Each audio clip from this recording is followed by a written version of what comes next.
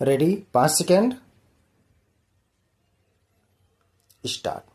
माननीय सदस्यगण, 14वीं लोकसभा के चुनावों के पश्चात संसद के दोनों सदनों के प्रथम सत्र को संबोधित करते हुए मुझे अत्यंत प्रसन्नता हो रही है। सभी सदस्यों, विशेषकर लोकसभा के नवनिर्वाचित सदस्यों का मैं अभिनंदन करता हूं। पिछले 3 महीनों के दौरान आप सभी ने ग्रीष्म ऋतु की झुलसा देने वाली गर्मी में काम किया। कई रात सोए भी नहीं, सैकड़ों हजारों किलोमीटर की यात्रा की, हजारों मतदाताओं से मिले और उन्हें बताया कि किस प्रकार आप लोगों और देश के भविष्य को संवारेंगे।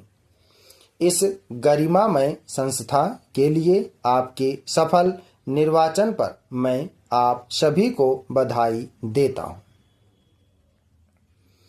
इससे पहले कि हमारे समक्ष मौजूद चुनौतियों की चर्चा की जाए, मैं भारत के निर्वाचन आयोग को बधाई देना चाहूँगा, जिसने पहली बार सभी मतदान केंद्रों में इलेक्ट्रॉनिक वोटिंग मशीनों का उपयोग करते हुए लोकसभा के चुनाव सुचारू रूप से संपन्न कराए।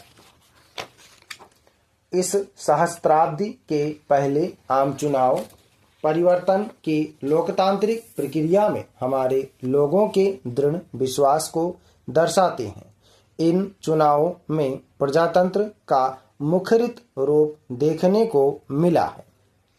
चुनाव के निष्कर्ष आर्थिक, सामाजिक और सांस्कृतिक समावेश के लिए जनता की उत्कंठा और अलगाववादी तथा असहिष्णुतावादी ताकतों को नकारने के द्योतक हैं। जनता का यह फैसला विधि सम्मत शासन लाने और धर्मनिरपेक्ष विचारधारा को सुदृढ़ करने के लिए है। यह सरकार जनादेश द्वारा दर्शाई गई आकांक्षाओं को पूरा करने के लिए सही परिवेश प्रदान करने हेतु वचनबद्ध है। वाम और अन्य समान विचारधारा वाले दलों द्वारा समर्थित संयुक्त प्रगतिशील गठबंधन का साझा न्यूनतम कार्यक्रम, इस कार्यक्रम को कार्यान्वित करने और समवेत रूप में अधिकतम कार्य निष्पादन के लिए इसे आधार बनाने हेतु सभी भागीदारों की प्रतिबद्धता को दर्शाता है।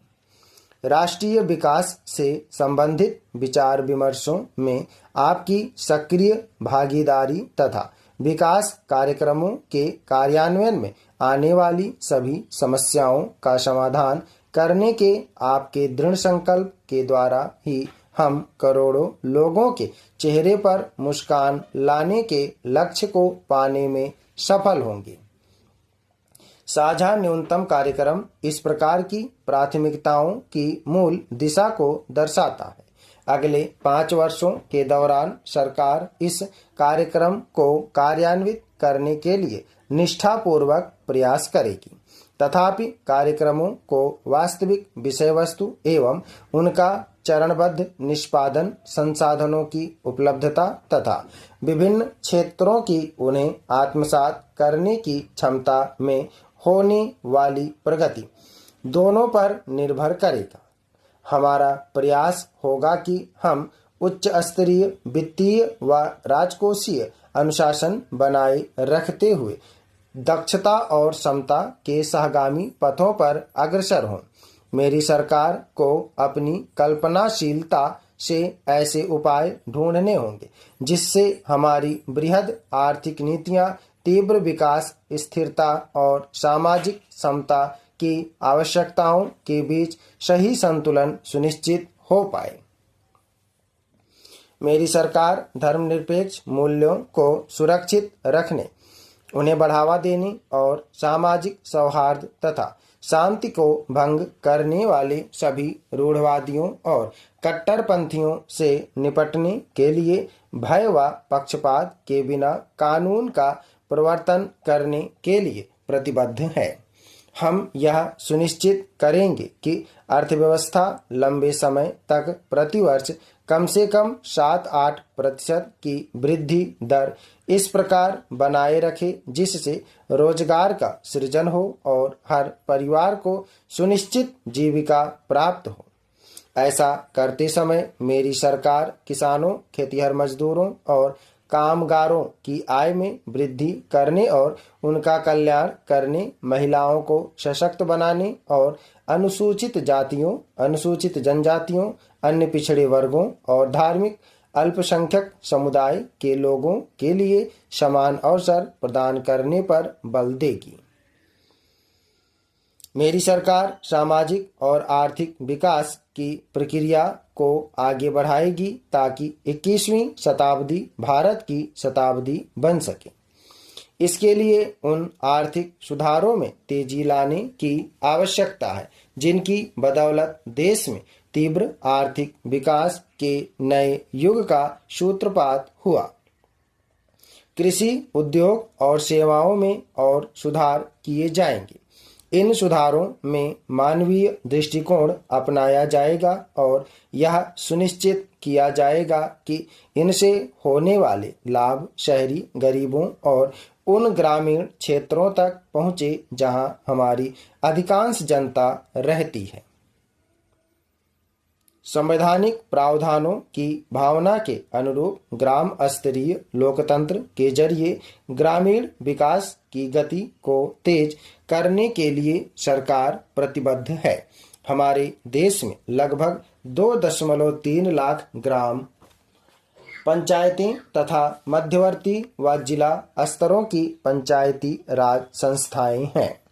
कार्यों, कार्यकर्ताओं और निधियों के कारगर अंतरण की मार्फत इन्हें सशक्त बनाया जाएगा ताकि ये भागीदारी पर आधारित लोकतंत्र की सच्ची संस्थाओं के रूप में उभर सकें। ग्राम सभा को पंचायती राज प्रणाली की नींव के रूप में उभरने के लिए सशक्त बनाया जाएगा। सरकार यह सुनिश्चित करेगी कि गरीबी उपशमन और ग्रामीण विकास कार्यक्रमों की सभी निधियां पंचायत निकायों को सीधे उपलब्ध कराई जाएं ताकि वे लोगों की बेहतर सेवा कर सकें। इस प्रकार की निधियों के प्रभावी उपयोग के लिए समुचित दिशा निर्देश तैयार किए जाएंगे। सरकारी निवेश का एक बड़ा हिस्सा गांवों तक पहुंचाया जाएगा और ग्रामीण क्षेत्रों में सड़कों, बिजली और पेयजल जैसी बुनियादी सुविधाओं में सुधार लाने पर विशेष बल दिया जाएगा। शहरी ग्रामीण अंतर को पाटने हेतु ग्राम समूहों को एक दूसरे से जोड़ने पर विशेष बल दिया जाएगा ताकि सभी वर्गों के लोगों को समान आर्थिक अवसर उपलब्ध हो पाए। हमारे मन में यह धारणा नहीं होनी चाहिए कि निम्नतर गुणवत्ता की ग्रामीण अवसंरचना या निम्न स्तरीय उत्पाद ग्रामीण जरूरतों के को पूरा करने के लिए काफी होंगे। पिछड़े और गरीब क्षेत्रों को तरजीह देते हुए कृषि में सरकारी निवेश को पर्याप्त रूप से बढ़ाया जाएगा ताकि किसान की आय में और अधिक वृद्धि की जा सके। सरकार यह सुनिश्चित करेगी कि कृषि प्रवाह को पर्याप्त रूप से बढ़ाया जाए और छोटे तथा सीमांत किसानों को अधिकाधिक संस्थागत ऋण मुहैया कराया जाए। संपूर्ण ऋण प्रणाली को दुरुस्त किया जाएगा। सरकार किसानों के ऋण भार के प्रति संवेदनशील है और इस संबंध में समुचित उपाय करेगी। कृषि बीमा योजनाओं को किसानों की जरूरतों के और अनुकूल बनाया जाएगा। सरकार छीजन को कम करने और किसानों को लाभ पहुंचाने वाले मूल्यवर्धन को बढ़ावा देने के लिए कृषि प्रसंस्करण उद्योगों में निवेशों को सक्रियता से प्रोत्साहित करेगी।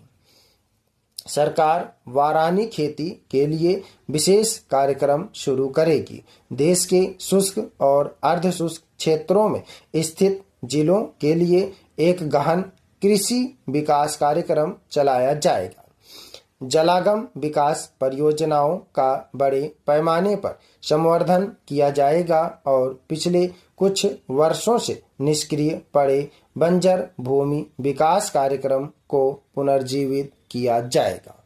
स्टॉप। धन्यवाद। ओके दोस्तों, आप लोग इसको प्रैक्टिस है, सभी लोग मैटर को प्रैक्टिस और ट्रांसक्राइब करेंगे। ये आपका प्रीवियस ईयर में बोला गया डिक्टेशन है, तो सभी लोग एक बार इसको रीडिंग करेंगे, देन ट्रांसक्राइब करेंगे 100 शब्द प्रति मिनट की स्पीड से।